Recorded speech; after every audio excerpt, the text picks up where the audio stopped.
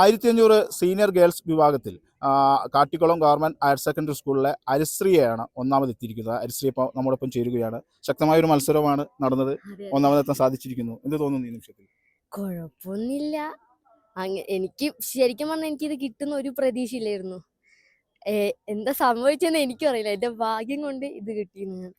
ഈ പരിശീലന സമയത്തൊക്കെ എടുക്കുന്ന അതേ ഇതിലൊക്കെ ഹീറ്റ്സിലൊക്കെ ഉണ്ടായ സമയം തന്നെ നമുക്ക് ഇവിടെ കുറിക്കാൻ കഴിഞ്ഞിട്ടുണ്ട്. ആ കുഴപ്പമില്ല.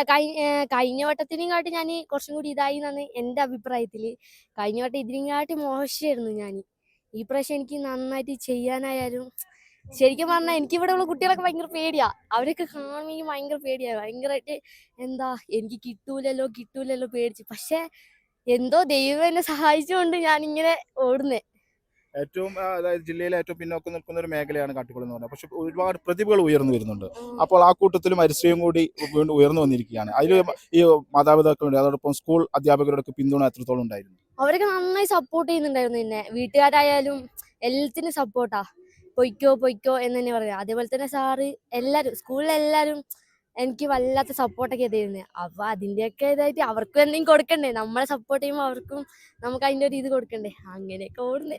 വളരെ പ്രതിസന്ധികൾ നിറഞ്ഞ സാഹചര്യത്തിലൂടെയാണ് ഈ മേളയിലേക്ക് വന്നത് തന്നെ. അപ്പോൾ ഫസ്റ്റ് അടിച്ചതിൽ ഒരു സന്തോഷം. നല്ല സന്തോഷമുണ്ട്. എനിക്ക് ജില്ലയിലൊക്കെ അങ്ങനെ കിട്ടുന്ന പറയുമ്പോൾ തന്നെ നല്ലൊരു സന്തോഷല്ലേ. അതൊക്കെ ഒരു ഇതാണ്. ഇനിയിപ്പോ ഏതെങ്കിലും മത്സരം ഇനിയുണ്ട്? ഇനി നാളെ 1500 ഉണ്ട്, മറ്റന്നാൾ 800 ഉണ്ട്.